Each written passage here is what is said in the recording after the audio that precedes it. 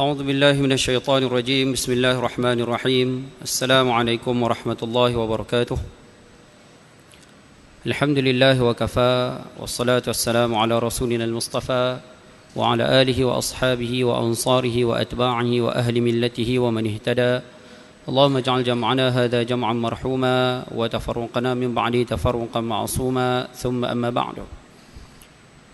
Alhamdulillah, kita rafakkan kesyukuran kepada Allah Subhanahu wa taala. Malam ini malam yang ke-20 daripada bulan Ramadan 1435 Hijrah.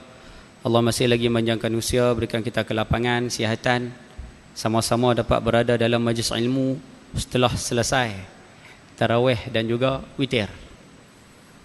Mudah-mudahan pertemuan kita pada malam ini dilimpah dengan barakah inayah daripadanya insya-Allah. Ayah-ayah, ibu-ibu yang dirahmati Allah Subhanahu wa taala sekalian, Nabi SAW pernah bersabda dalam sebuah hadis. Hadis ni kedudukannya sahih. Baginda bersabda, "Man yuridillahu bihi khairan yufaqqihhu fid din." Atau kama qala. Maksud hadis ini, barang siapa yang dikehendaki Allah dengan kebaikan, barang siapa yang dikehendaki Allah dengan kebaikan, akan difahamkan orang tersebut dalam agama. Ataupun kita terjemah dalam bahasa yang lebih mudah, siapa yang Allah nak dia tu jadi baik, Allah akan bagi dia faham dalam agama. Ataupun nak terjemah lorat matang gedung ni, lagi mudah lagi kan, bagi faham. Siapa yang Allah nak dia tu jadi elok, siapa yang Allah nak dia tu jadi baik, siapa yang Allah nak dia tu jadi calon penghuni syurga, Allah akan bagi dia peluang duduk dalam majlis ilmu. Dia tak kalut dengan anak, dia tak kalut dengan cucu, dia tak kalut dengan kanji hak tadi makan tak habis. Dia tak kalut dengan benda-benda tersebut, dia boleh duduk majlis ilmu. Tu tanda Tuhan nak bagi dia tu jadi orang baik. Kalau dia boleh duduk, tu tanda Tuhan nak bagi dia jadi orang baik. Kalau isteri dia boleh duduk, Tuhan nak bagi isteri dia jadi orang baik. Kalau anak dia boleh duduk, tu tanda Tuhan nak bagi anak dia jadi orang baik. Sebab itu bila kita dapat rezeki, kurniaan, nikmat duduk dalam majlis ilmu, paling kurang sebutlah alhamdulillah. Boleh kono? Sebab nikmat yang kita dapat malam ini tak semua manusia dapat. Satu. Yang kedua, nikmat yang kita dapat malam ini, malam esok belum tentu lagi kita dapat. Understand? Oh, bahasa Inggeris pun boleh sini. Baik. Ayah-ayah, ibu bunda rahmati Allah SWT sekalian, insya-Allah tazkirah kita setengah jam ya. Macam mana sedap ke tak sedap ke silah, setengah jam je insya-Allah. Baik, kalau terlajak sikit minta maaf banyak-banyak noh. Malam ni saya nak bawa pada ibu sekalian, kita nak bincang berkaitan dengan satu hadis Nabi SAW, yang mana hadis tu saya rasa cukup sesuai kita nak bincang di matang gedung malam ni. Hadis yang membicarakan berkaitan dengan adab hidup di dalam masyarakat. Kita nak bicara apa tanggungjawab kita, apa hak kita, apa yang kita perlu buat kepada masyarakat Islam yang ada di matang gedung ni. Kita sebagai orang Islam, apa tanggungjawab kita kepada orang Islam yang lain di matang gedung ni? Apa benda yang kita kena buat pada orang Islam lain bila kita duduk dalam satu-satu kampung, satu-satu taman, satu-satu tempat ni?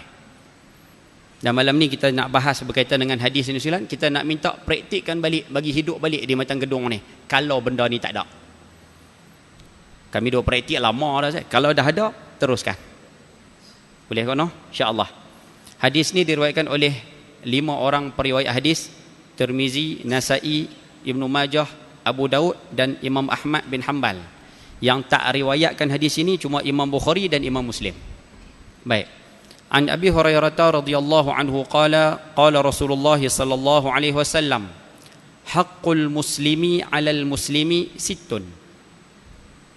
Daripada Abu Hurairah radhiyallahu anhu, Nabi sallallahu alaihi wasallam bersabda, hak ataupun tanggungjawab orang Islam kepada orang Islam yang lain ada 6 perkara.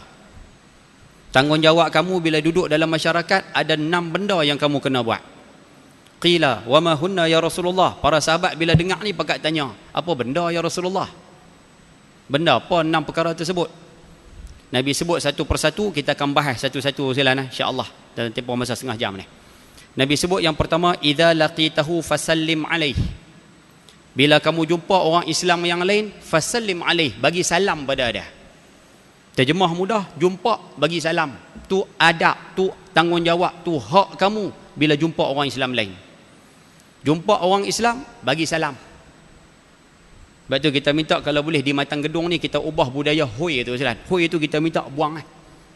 Kan? Hoi, buat apa tu? Hoi, duk hoi tu kita minta buang lah. Boleh kau no? Cemarah nampak gaya Ustaz lah. Kita minta kalau boleh budaya hoi tu buang lah. Kita nak minta gantikan dia dengan salam.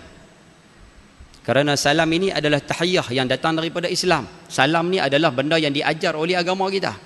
Bila jumpa orang Islam lain, bagi salam. Assalamualaikum. Boleh silakan no? Yang kita minta budaya ni periduk balik silakan. Tapi Nabi sebut satu di antara tanda akhir zaman berkait dengan salam ni, manusia bagi salam. Tapi an yusallima 'alal ma'arif. Manusia bagi salam, tapi dia bagi salam dekat orang yang dia kenal sahaja. Hak kenal dia jumpa dia bagi salam. Hak tak kenal dia jumpa bertuh bau dia tak kata apa. Tu bila mari akhir zaman salam akan jadi macam tu. Cuma kita nak minta malam ni ayah sekalian periduk balik budaya salam tu. Jumpa orang assalamualaikum. Dan orang yang mendengar salam bila dah dapat salam tersebut jawab salam tersebut. Cara nak jawab simple. Wa idza huyyitum bi tahiyyatin fahayyu bi ahsana minha aw rudduha. Bila orang bagi salam kepada kamu, kamu nak jawab salam, jawab lebih baik daripada hak dia bagi tu. Dia bagi salam, Assalamualaikum. Kita yang dengar ni paling kurang jawab, Waalaikumsalam warahmatullah. Bagi lebih satu daripada hak dia bagi tu. Kalau dia bagi penuh, Assalamualaikum warahmatullahi wabarakatuh, Ustaz, kita kena jawab lebih satu daripada hak dia bagi tu. Waalaikumsalam warahmatullahi wabarakatuh, wa maghfiratuh, wa ridwanuh. Bohlah, bagi panjang. Kalau tak mampu Ustaz, tak mampu jawab sama panjang. Assalamualaikum, waalaikumsalam. Assalamualaikum warahmatullah, waalaikumsalam warahmatullah. Jawab bagi sama panjang. Yang kita tak nak Ustaz, kawan yang bagi salam punya panjang. Assalamualaikum warahmatullahi wabarakatuh. Yang dengar jawapan ni, yang dengar ni bagi jawab balik. Waalaikumsalam. Oh, hak tu kita tak mau Ustaz. Matang Gedung tak ada kan? Nak serius sangat pun pukul 10.30 dah Ustaz. Kan? Kalau kuliah 9.30 gagah kira 10.30 ni kita kena melawak lah sikit Ustaz no. Kan? Tidak lena. Tambah lampu pula gelap macam ni Ustaz kan. Boleh faham saya kata no? Minta bagi salam. Baik. Hukum bagi salam sunat. Hukum menjawab salam wajib. Yang ni kita tak mau bicara dah sebab masing-masing maklum. Cuma sikit ilmu kita nak kongsi. Hukum bagi salam yang sunat lebih besar pahala daripada hukum jawab salam yang wajib. Hukum bagi salam yang sunat ni pahalanya lebih besar daripada hak bagi jawab salam hak wajib lah. Dan dalam Islam sekalian ada beberapa benda sunat yang lebih besar pahala daripada benda wajib. Kita nak kongsi sikitlah bagi nampak. Salah satu dia salam. Nah, salam yang bagi tu sunat tapi pahalanya lagi besar daripada pahala hak jawab tu. Satu. Yang kedua, benda sunat lebih besar daripada benda wajib. Ayah jadi tok imam. Hukum jadi tok imam wajib sebab tak ada tok imam tak boleh sembahyang jemaah. Hukum jadi tok Bilal sunat. Kalau tak bang tak azan pun boleh sembahyang jemaah. Tapi pahala tok Bilal lebih besar daripada pahala tok imam. Sedangkan tok Bilal tu sunat sahaja. Dua. Ni kita nak sebut contoh pahala sunat lagi besar pada wajib. Di antara contoh lain, ayah-ayah mari main masjid main pukul 6.30. Asar pun dah semayang. Minta maaf, asar pun dah semayang, maghrib tak masuk waktu lagi. Mari masjid 6.30, pergi di pencong tu, pergi dekat tu ambil wuduk. Ambil wuduk pukul 6.30, hukumnya sunat. Boleh faham tak sekalian? Tapi kalau mari pukul 7.45 malam, orang dah azan maghrib Ustaz, baru kami sampai. Kami masuk masjid tu, pergi dekat pencong tu, ambil ayat semayang. Ambil ayat semayang pukul 7.45, hukumnya wajib. Sebab nak semayang maghrib. Semayang maghrib hukumnya wajib. Jadi wuduk untuk semayang maghrib pun hukumnya wajib. Ma la yatimul wajib illa bihi fahuwal wajib. Tu kaedah. Ambil ayat semayang 7.45 wajib. Tapi ambil ayat semayang 6.30 lagi besar pahala daripada 7.45. Boleh faham bahasa tu silakan? Boleh ke cerita macam tu silakan? Boleh no? InsyaAllah silakan no? Saya kita bercara lah salam satu Malaysia boleh tak boleh silakan? Kan? Saya nak bagi penerangan. Baik. Yang keempat, yang pahala sunat lebih besar daripada pahala wajib, bab hutang. Ayah-ayah yang ada di sini bagi hutang pada siapa-siapa, Kita janji dengan dia sebulan. Lepas sebulan, dia mari jumpa kita. Dia kata, mak, aku rasa tak boleh bayar lagi hutang hang ni. Hutang hang ni aku tak boleh bayar. Aku nak minta tangguh, boleh tak? Tangguh bulan depan. Bulan ni anak aku masuk universiti. Aku nak minta tangguh bulan depan. Bulan depan aku bayar. Ayah-ayah yang bagi hutang, ibu-ibu yang bagi hutang, wajib bagi tangguh. Tunggu ya, wajib bagi tangguh. Jangan duk besar kan. Orang kita duk besar macam ni. Aku tak kira. Hutang hang kena bayar juga pasal hang dah janji. Sedangkan hukum bagi tangguh tu, wajib bagi tangguh tu.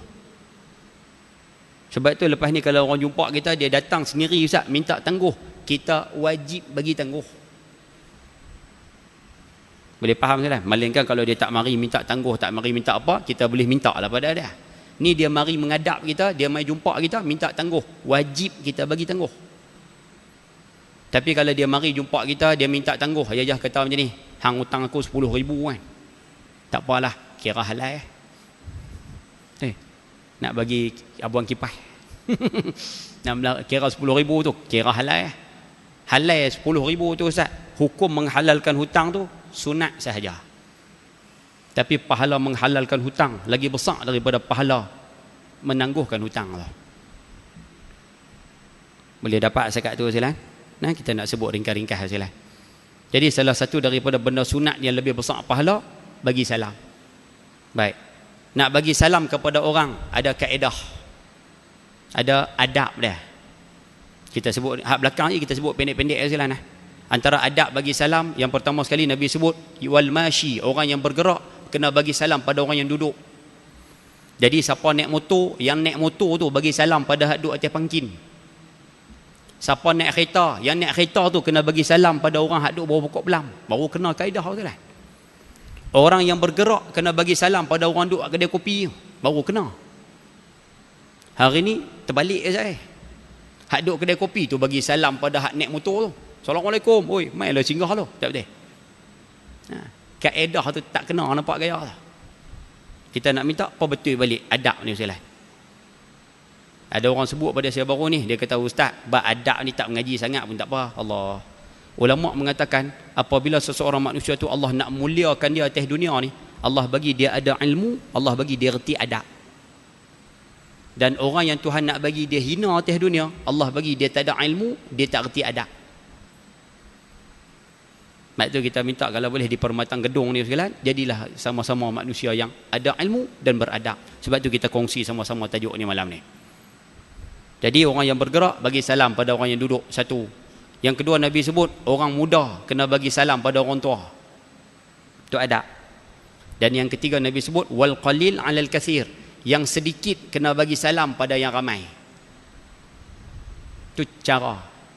Sebab tu kita minta kalau boleh ayah-ayah, ibu-ibu di sini ada tak yang kerja sebagai cikgu? Jadi cikgu sekolah. Ada tak anak jadi cikgu sekolah? Tak ada respon pun, nampak gaya lah. Baik, siapa yang kerja sebagai cikgu sekolah ataupun ada anak jadi cikgu di sekolah, boleh tak nak minta tolong sampaikan pada mereka? Mereka sepatutnya bila masuk dalam kelas, cikgu tu kena bagi salam pada anak murid. Kalau kata setakat pelajar darjah 1 Ustaz, tak apalah, kita nak mengajar mereka bagi salam, tak apalah. Tapi kalau pelajar darjah 4, 5, 6, tingkatan 3, 4, 5 tu reti belaka dah tajuk salam ni. Jadi kita minta cikgu yang masuk dalam kelas, cikgu bagi salam. Kerana Nabi sebut orang yang sedikit kena bagi salam pada yang ramai. Baru kena kaedah. Cikgu tu seorang, anak murid 30. Jadi bila cikgu masuk dalam kelas, cikgu bagi salam, anak-anak murid jawab ramai-ramai. Kena lah tu. Yang jadi hari ni terbalik. Cikgu masuk dalam kelas, anak murid semua pakat bangun, bagi salam 30 orang. Assalamualaikum cikgu. Cikgu yang dapat salam tu sepatutnya dia wajib jawab 30 kali je lah. Patutnya dia mau pegang biji tasbih satu, jawab salam dulu habis lah. Baru boleh mengajar. Tapi dia jawab sekali je. Kita nak minta apa betul balik sekalian, benda-benda seumpama ni. Ni masalah adab. Boleh dapat saya kata sekalian, salam ni panjang sikit lah, hak belakang tu pendek-pendek lah. Baik. Ada tak tempat tak boleh bagi salam Ustaz? Ringkas-ringkas macam ni. Ada tak tempat tak boleh bagi salam? Ayah-ayah ibu sekalian pegang satu kaedah. Al-masyghul la yushghal. Pegang kaedah ni boleh selesai masalah ni insya-Allah. Al-masyghul, orang yang sibuk, kita jangan sibukkan dia dengan bagi salam. Dia tengah kalut, dia tengah sibuk, dia tengah ada kerja, jangan duk kalut bagi salam pada dia. Contoh, kawan tengah mengaji Quran, tak payah bagi salam. Tu kaedah. Dia tengah semayang sunat, tak payah bagi salam. Dia semayang fardu, tak payah bagi salam. Dia kalut tengah makan ustaz, tak payah bagi salam. Dia duduk tengah bercakap, tak payah bagi salam. Hatta ayah masuk dalam majlis ilmu, ustaz tengah mengajar ni, kita masuk lambat, tak payah bagi salam. Masuk terus duduk ya. Orang tengah kalut. Tu adab. Ayah yang buat tahlil tu, alhamdulillah, teruskan usulan. Orang kata bid'ah habis ke depa lah. Kita nak sebut ayah buat tahlil, kita mari tahlil tu lambat. Dah mari lambat, sampai-sampai tu duduk terus ya. Sambunglah tahlil tu. Ni dak Zahir, dia masuk dah lah mari lambat Zahir. Dia masuk. Assalamualaikum. Pok-pok ni berhenti baca tahlil, jawab salam dia ya. Pak jalan. Nampak macam kena, tapi patutnya tidak, sebenarnya tidak beradab. Dah bagi salam sepasal, dia masuk dia salam seorang-seorang dulu tu. Walaupun perintah salam ni disuruh, walaupun berjabat tangan itu ada yang mengatakan hukumnya sunat dalam majlis dan sebagainya, tapi kaedah juga ada mengatakan sulukul adab muqaddamun ala imtithalil amri. Walaupun salam tu hukumnya kena bagi, tapi nampak gaya kalau bagi salam nampak macam tidak beradab. Kaedah mengatakan kamu kena buat benda yang beradab lebih dahulu daripada benda yang diperintahkan. Kalau bagi duk salam ramai-ramai tu nampak betul ustaz, tapi tak beradab. Okey. Tapi bagi salam tu perintah ustaz Kami nak buat mana dulu? Jawab dia, tinggalkan salam yang tidak beradab itu. Buatlah benda yang beradab. Masuk, duduk terus. Ayah masuk mesyuarat, serupa tu juga. Dah mari lambat. Sampai-sampai tu, minta maaf dengan ibu-ibu pun sekali lah. Masuk mesyuarat lambat. Tak payah salam dengan siapa. Masuk salam, masuk, duduk terus ya. Kalau rasa nak bagi salam ustaz, angkat tangan, isyarat. Baginda pernah mengisyaratkan tangan. Fa'alwa yadahu bitaslim. Nabi pernah angkat tangan, isyarat untuk salam. Jadi mari lambat, angkat tangan macam tu sudah. Lepas tu duduk. Boleh faham ke lah noh? Nah, kita nak minta apa betul balik lah sama-sama sila noh. Boleh ke cerita macam ni sila ni? Boleh noh? Baik, ustaz, salam satu Malaysia ustaz. Kita minta kalau boleh salam satu Malaysia, kalau rasa teringin nak sebut juga silakan. Tapi kita minta tolong satu ya, jangan sebut kepada bukan Islam. Kerana perkataan As-Salam itu nama Allah. Allahumma antas salam. Ya Allah, kamulah Tuhan As-Salam. Wa minkas salam, daripada kamu datangnya keselamatan. Wa ilaika ya'udus salam, kepada kamu akan baliknya segala keselamatan. Fahiyina rabbana bisalam, hidupkan kami dalam dunia dengan selamat. Wa adkhinnal jannata daras salam, masukkan kami dalam syurga, nama dia daras salam. Baik tu kalau boleh salam satu Malaysia ni jangan sebut pada bukan Islam. Tapi lagi cantik, ni pandangan peribadi. Tu saya sebut terus lah senang. Boleh ke noh? Macam marah nampak gaya. Sungguh ke lah. No, boleh noh? InsyaAllah mudah-mudahan sama-sama dapat buat. Satu, jumpa orang lepas ni, bagi salam. Satu. Yang kedua Nabi sebut, wa idza da'aka fa'ajibhu. Tanggungjawab kamu dalam masyarakat yang kedua, bila orang jemput makan kenuri, pi makan. Orang jemput makan kenuri, pi makan kenuri. Dan kenuri dalam Sahih Muslim disebutkan, kenuri yang wajib kita kena pi ni satu ya. Kenuri kahwin. Disebut walimah, kita terjemah mudah kenuri kahwin. Kenuri ni wajib kena pi. Lain daripada kenuri kahwin, kenuri arwah ke, kenuri tahlil ke, doa selamat ke, kenuri anak masuk lepas periksa ke, kenuri masuk rumah baru ke, hukumnya sunat kita pi. Kenuri kahwin wajib. Baru ni kami mengaji dengan Syekh Nuruddin Marbu Al-Banjari Al-Makki hafizahullah.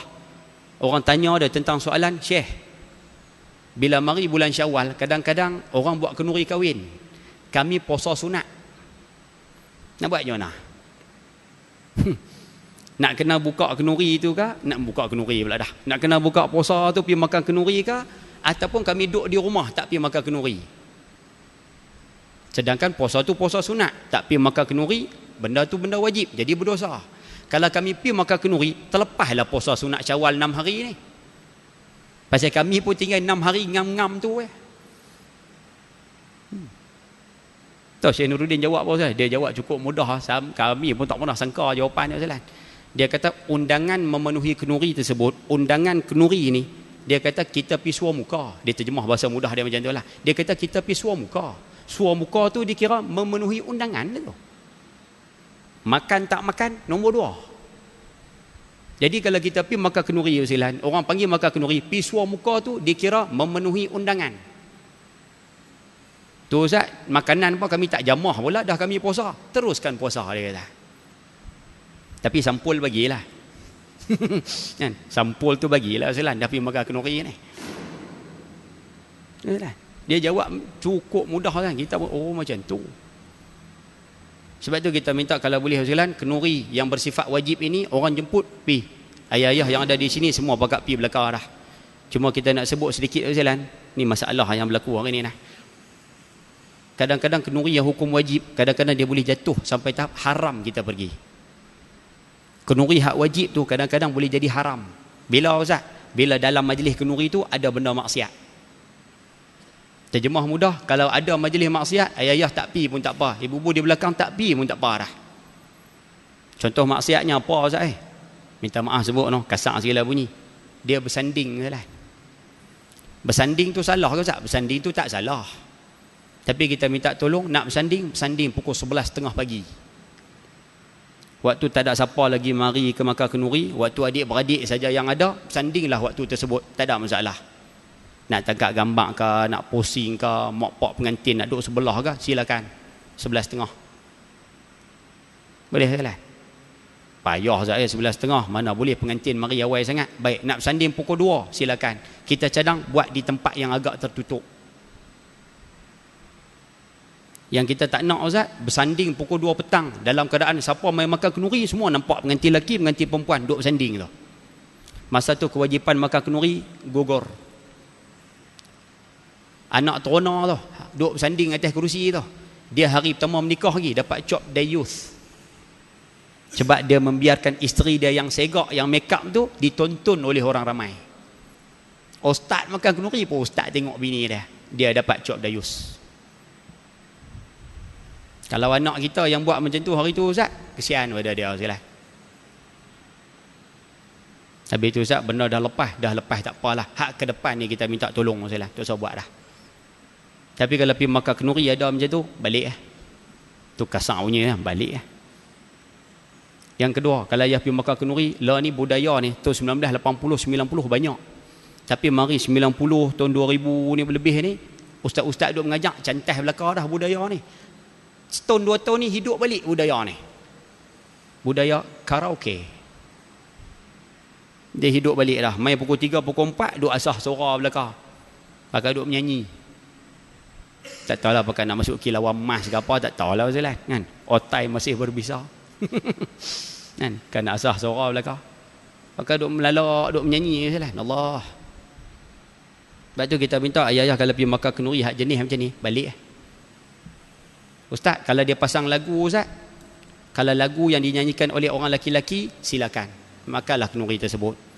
Tapi kalau kata orang perempuan yang nyanyi Ustaz dalam keadaan lagu yang tak sepatutnya dibunyikan dan sebagainya, balik Quran Ustaz, baik. Ayah-ayah yang mana buat kenuri, ibu-ibu yang mana buat kenuri kahwin, kita cadang Quran tak usah pasang. Betul Ustaz, kita nak buat baik Ustaz, kita nak buat kebaikan Ustaz. Baca Quran, dengar Quran ni benda yang berpahala Ustaz, betul. Tapi majlis kenuri, majlis tempat orang bercakap Ustaz. Kan dalam Quran Allah sebut wa idza quri'al Quran, bila Quran dibacakan fastami'u, senyap. Minta maaf, dengar. Wa ansitu, senyap. La'allakum turhamun, kamu pasti dapat rahmat. Bila Quran dibunyikan, Quran dibacakan, kamu yang mendengar kena dengar betul-betul Quran, kena senyap. Tapi majlis kenuri kahwin ni siapa nak senyap lah. Lepas tu kita sebagai tuan rumah yang buat kenuri, hari kenuri tak payahlah pasang Quran. Takkan nak buat marhaban waktu boleh gagah kira lah. Alhamdulillah. Tapi Quran tu tak usah pasang lah. Boleh ke no? Boleh cerita macam tu. Nak bagi ringkas, nak baca dalil satu-satu dia makan masa lah. Kita peringkas-peringkas macam tu lah. Boleh ke no? Haji Ahmad, Datuk Mufti Pulau Pinang Ustaz Hassan Haji Ahmad, Datuk Seri Haji Hassan Haji Ahmad. Haji Ahmad ayah dia tu Tok Guru, duduk di matang Sungai Dua, Serampai Utara. Dia orang pernah naik bas satu ketika, cerita ni anak dia sendiri cerita dalam kuliah beliau waktu dia mengajar kami kitab Idahul Lubab tu. Dia kata ayah dia pernah naik bas satu ketika pergi Makan Kenuri di Perak. Naik bas 40-50 orang, naik sebiji pergi. Bila sampai dekat rumah Kenuri di Perak, Haji Ahmad, Tok Guru Haji Ahmad ni duk dengar bunyi pompang-pompang di rumah Kenuri tu. Rupanya dia pasang lagu. Haji Ahmad kata ni, dia bagi tahu kat seorang pembantu dia kata boleh tak ampi rumah tu Ustaz? Hang suruh dia tutup bang radio tu. Bagi tahu kata aku nak pergi Makan Kenuri. Hamba Allah tu pun pergi Ustaz bagi tahu. Dia patah balik, dia kata Ustaz, depa tak mau tutup Ustaz lagu-lagu ni. Depa kata satgi jadi rumah mayat. Sunyi basi tu. Apa dia buat Ustaz? Dia kata lah ni macam ni lah. Dia bagi tahu kat driver, lah ni macam ni lah. Kita balik Lalu kita balik Pok-pok belakang ni pakai duk riau belakang kan. Ustaz lapar Ustaz. Oi. Mari pada Johor bukannya masak apa. Mari tu semata nak makan nasi Dia jawab mudah. Dia kata hampa balik masak di rumah. Balik sungguh lah. Seminggu kemudian jumpa balik dengan Tuan Kenuri ni. Tuan Kenuri tu jumpa Haji Ahmad ni, tanya, Ustaz, hari tu Ustaz mari rumah saya Kenuri pasal apa Ustaz tak pergi makan? Dia jawab mudah ya. Dia kata dah hang tak tutup lagu tu, aku tak makan. Pak Zilan, keras lah. Dan kita nampak gaya Zilan sekali-sekala kena juga bertegas dalam bab seumpama ni. Saya minta maaf no, saya bab terang Zilan lah. Walaupun yang Makan Kenuri itu rumah adik-beradik sendiri, rumah mak menekan sendiri, tapi kalau dia pasang lagu, kita balik. Kita tengok nampak benda tak cantik Ustaz, tengah makan kita berhenti, kita balik. Depa nak marah, nak buat macam mana Ustaz? Itu kita harap di Matang Gedung pun sama-samalah kita jaga benda ni Ustaz. Boleh tak no? Nak suruh berhenti dah macam mana Ustaz? Allahu akbar. Peringkatlah insya-Allah nah. Baik, dua selesai. Yang ketiga Nabi sebut wa idza stansahaka fansah lahu. Kat aku sebelah dah, patutlah. Nabi sebut yang ketiga, tanggungjawab kamu bila orang minta nasihat, bagi nasihat. Yang ni kita tak payah ulas lah. Orang mari rumah kita minta pandangan, minta idea, minta nasihat, minta teguran, bagilah nasihat, pandangan, teguran tersebut setakat mana kita mampu. Jangan jawab kata tak tahu. Jangan jawab kata cari orang lain lah. Jangan Ustaz. Bagilah setakat mana yang kita mampu. Itu tanggungjawab kita kena bagi kepada dia. Tiga. Yang keempat, budaya ni tak ada dah di Matang Gedung ni. Kita minta periduk balik. Baginda bersabda wa idza atasa fahamidallah, bila seseorang tu bersin dia ucap alhamdulillah, fashammithu, yang mana dengar jawab yarhamukallah. Kita minta budaya ni periduk balik di qaryah kita ni Ustaz. Dengar hamba Allah tu bersin, dia sebut alhamdulillah, kita yang dengar ni jawab pada dia yarhamukallah. Dan orang yang bersin tu kena retilah, dia bersin dia kena sebutlah alhamdulillah tersebut. Yang mendengar yarhamkallah. Pernah dengar pengarang kitab Nasihat Agama Wasiat Iman, Qutbul Irsyad, Imam Abdullah bin Alawi Al-Haddad rahimahullahu taala, waktu dia naik kapal Ustaz, satu pelayaran naik kapal, tiba-tiba ada orang bersin di pantai. Dia duduk di atas kapal dalam keadaan dia buta Ustaz. Dia jerit kuat-kuat yarhamkallah. Bila anak murid dia di belakang tanya, Tuan Guru, kenapa Tuan Guru mendoakan orang hak bersin di pantai tu, sedangkan jauh di sana? Dia kata, aku mendoakan orang tersebut supaya orang tu mendoakan aku semula. Kan bila dia bersin alhamdulillah, aku doakan dia yarhamukallah, mudah-mudahan kamu disayangi, dikasihi oleh Allah. Kan orang tersebut balas balik doa tu, yahdikumullah wa yuslihu balakum, mudah-mudahan kamu dapat petunjuk daripada Allah dan Allah perbaiki keadaan kamu. Dia katakan doa tu. Pernah dengar Syekh Zainal Asri?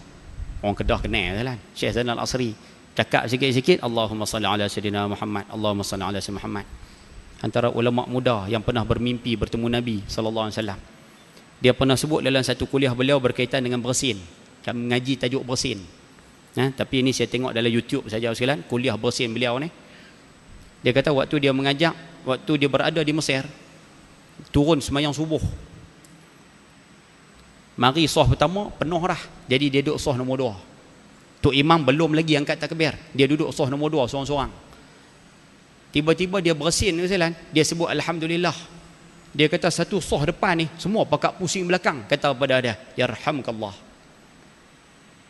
Dia kata satu soh depan ni pusing belakang, yarhamkallah. Dia kata budaya ni tak ada di Malaysia. Lepas tu kita minta kalau boleh sekalian budaya ni periduk balik, tak usah malu lah sekalian, sebut je lah. Boleh ke no? Saya tak faham dia nampak gaya sekalian. Boleh no, insya-Allah sekalian. Baik. Oleh kerana nampak tak apa ceria sekalian, saya lari tajuk sikit boleh? Insya-Allah ke sebelah dah nanti. Lari tajuk sikit boleh? Sikit sekalian.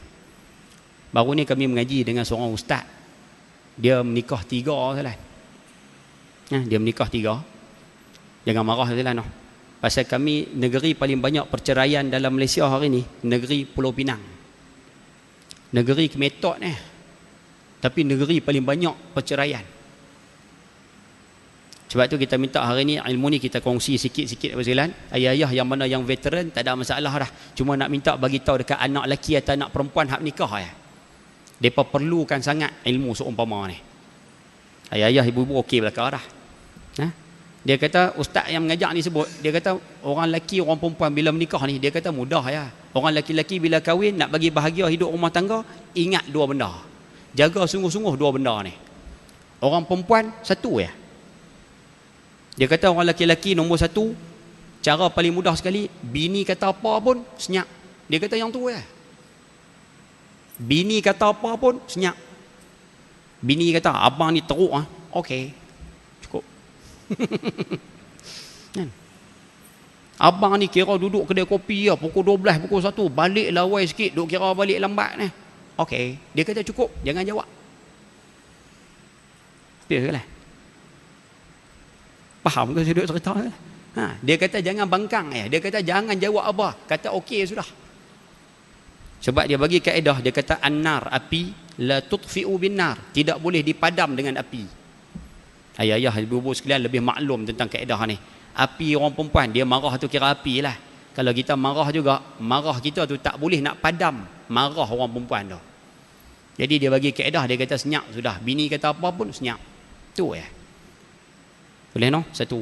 Yang kedua dia pesan pada orang lelaki-lelaki, ayah-ayah boleh sampai kepada anak-anak kita hak nikah tu nah. Dia kata yang kedua, buang jauh-jauh perkataan cerai. Cerai jangan sebut langsung. Melawak ke, ugut ke, main-main ke, betul-betul sebut ke. Dia kata cerai jangan sebut langsung. Dia kata 2 tu ya. Boleh kau no, memang ayah duk buat dah kau no. Kan? Pengalaman belaka no. Kan? Cuma saya lebih daripada ayah-ayah lah. Kan? Pengalaman ayah banyak, tapi lebih tu saya lebih sikit lah. Sagi ujung kita sebut lebih kat mana. Baik. Orang perempuan satu ya. Dia sebut orang perempuan, apa suami suruh buat. Suami kata apa buat. Boleh faham bahasa tu Ustaz? Jangan komplain, jangan kata apa. Suami kata apa buat. Suami gerak pukul 2 pagi, 2 pagi. Kita duduk lena dah, dia gerak, dia kata apa? Bancuh teh ais kat bang boleh tak? Teh ais. 2 pagi minta teh ais, ibu-ibu bangun pergi ke dapur, bancuh teh, ambil air ketui, bagi kat orang tua tu. Jangan cakap banyak lah. Tu saya duk kata teh ais pukul 2 pagi, orang nak lena, buang terbiat, dah kencing manis. Tu saya cakap lah, buat ni. Faham ke no? Seorang pun tak angguk nampak gaya. Jangan jawab lah, buat ni. Ibu-ibu naik motor dengan suami, saya balik tarawih lagi naik motor dengan dia. Ibu-ibu duk pegang perut dia ke depan tu. Dia kata hang lepas boleh tak perut ni? Tangan hang ni aku lemah yang pegang perut aku ni. Lepaslah Ustaz. Kok lah dah kan. Duduk atas kerusi Ustaz. Waktu nak buka puasa duduk tengok apa? Kerana terpaksa aku relakan. Kan? Duduk tengok cerita Melayu tu Ustaz oi. Suami kita duduk tengok cerita tersebut, kita pergi duduk serendeh tepi dia. Dia jawab macam ni, dia kata, aku rasa aku beli kerusi banyak dalam rumah ni. Hampirlah duduk sana, aku lemah kan tau. Bila suami kata macam tu, ibu pun jangan cakap banyak, pergi duduk je tempat tu. Boleh kau no? Nampak macam tak faham ya, nampak gaya. Boleh faham no? Angguk pun tak, geleng pun tak. Boleh faham kau no? Dia kata sebulan buat gulai buah bendi, buat sudahlah sekalian. Dia kata aku tak mau gulai terung, aku tak mau gulai timun, aku nak gulai bendi sebulan.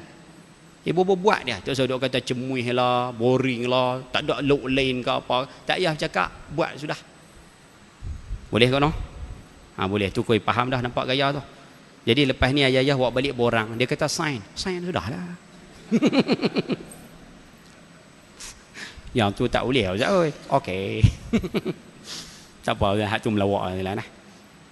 Cuma kita nak minta silan, 2 bagi orang lelaki, 1 bagi orang perempuan. Selesai. Kita minta sampaikan pada mereka silan insya-Allah. Baik, balik pada tajuk kita tadi. Yang kelima Nabi sebut tanggungjawab kamu kepada orang Islam yang lain, wa idza marida fa'udhu, bila dia sakit pi tengok. Saya rasa di sini ayah ibu dah buat belaka dah. Cuma saya nak sebut cara ringkas adab tengok orang sakit. Antara adab tengok orang sakit tanpa sebarang dalil saya nak peringkas masa. Nombor 1, pergi tengok orang sakit 5 minit ke 10 minit ni. Jangan tengok orang sakit lama-lama. Pergi tengok 5 minit, 10 minit di hospital ke di rumah, lepas tu balik. Melainkan kalau orang sakit tu kata, duduklah lama sikit rumah aku ni, dia minta, baru kita duduk. Kalau dia tak sebut apa, 5 minit, 10 minit, balik. Macam tu. Adab yang kedua, yang ni saya petik daripada kitab Bahrul Mazi. Yang kedua, pergi tengok orang sakit, jangan cakap banyak. Biar orang sakit tu bercakap banyak. Kalau dia boleh bercakap lah. Biar dia cakap banyak. Kita tanya sikit je lah, ni hang ni macam mana, okey dah kot. Dia cerita lah, aku naik motor hari tu, dia belah aku. Lepas tu dia ambil steering lock tu, dia henduh aku. Steering lock lah sehari 2 hari ni. Dia berpang aku, tu yang patah tangan ni. Biar dia cerita banyak silan. Dia bercakap banyak, menenangkan jiwa dia. 2. Yang ketiga, boleh faham ke kan? Jangan cakap banyak lah. Ni setengah hak pi tengok orang sakit ni, hak sakit tu cakap sikit je. Hak pi tengok ni bawa cerita banyak. Dia buka cerita hantar baru ni Brazil kena 7 biji hantar. Dia buka tajuk bola tu setengah jam jawab dah. Yang ketiga, isteri orang sakit tu hidang makan. Kita sebagai tetamu jangan makan depan orang sakit tu. Kita bawa buah limau, buah oren, buah apa silan. Oren limau lebih kurang lah, buah apple dan sebagainya. Kita bagi pada isteri hak sakit tu. Isteri dia pi masuk dalam dapur tu, duk ambil duk basuh apa semua, dia belah buah apple, dia belah buah limau. Dia hidang balik pada kita depan orang sakit. Kita sebagai orang yang mari tengok ni, jangan makan silan. Kerana Syekh Idris Al-Marbawi sebut dalam kitab Bahrul Mazi, siapa yang makan makanan depan orang sakit, dia menghilangkan pahala melawat orang sakit. Habis itu tak payah makan Ustaz, tak usah makan. Kalau nak makan juga, kita cadang keluar daripada bilik orang sakit tu. Macam ayah duk buat sekarang, pergi tengok orang sakit, bila keluar daripada bilik orang sakit tu, duduk di ruang tamu, bini dia hidang ayak teh. Hak tu balon. Sebab tuan sakit tu duduk dalam bilik, dia tak nampak. Ya silakan. Hak kita duk tengok banyak, duk pergi metro je. Dah bawa buah pelam apa semua cantik dah. Bini orang sakit tu duk potong cantik. Hak mari tengok ni, dia duk makan buah depan orang sakit tu. Dia kata sedap buah apple ni tu. Dia seorang duk kunyah. Hak sakit tu duk telan ajak liok. Tu tak ada adab tu. Betul Ustaz no? Insya-Allah.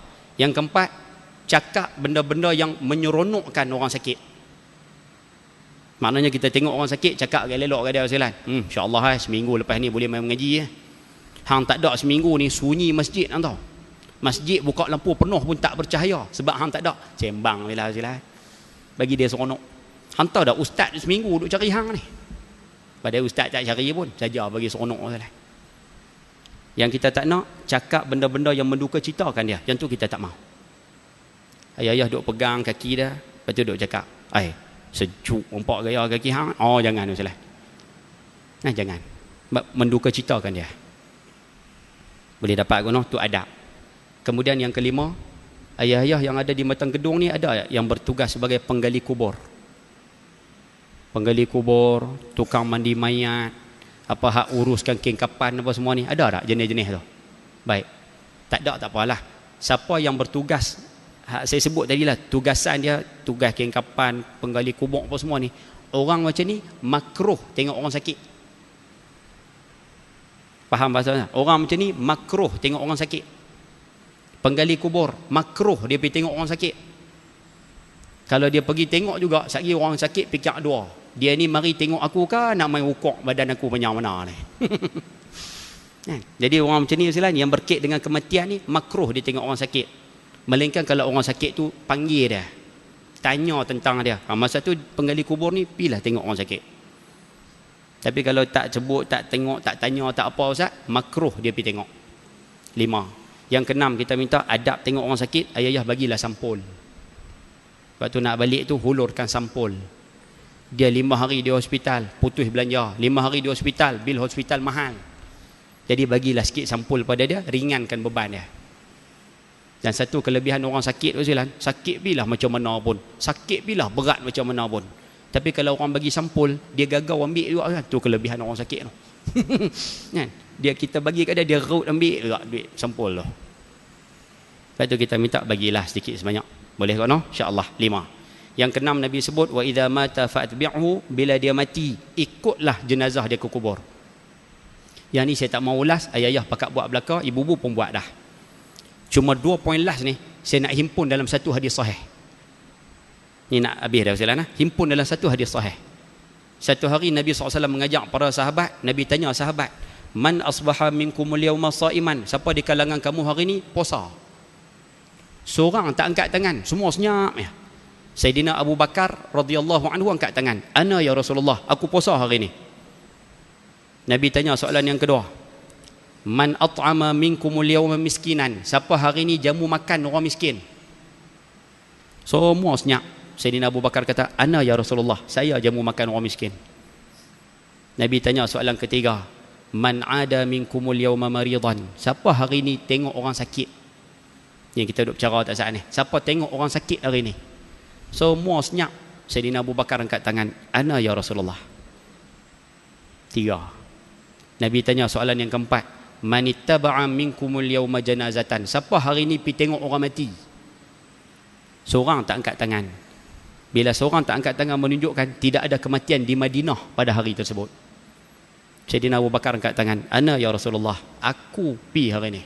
Maknanya Sayyidina Abu Bakar tengok kematian luar daripada kota Madinah. Puasa, bagi makan, tengok orang sakit, tengok orang mati. Nabi sebut kepada sahabat-sahabat ni, majtama'na fi mri'in, siapa berimpun 4 benda ni pada dia, pada satu manusia. Siapa berimpun 4 amalan ni pada satu manusia, illa dakhal jannah, orang ni kata Nabi SAW masuk syurga. Orang ni masuk syurga. Allah. Yalah. Dan 2 daripada perbuatan Sayyidina Abu Bakar kita bahas dalam tajuk hak pada malam ini. Sebab itu saya nak ulang balik cara ringkas jalan sebagai kesimpulan, kita ambil pengajaran.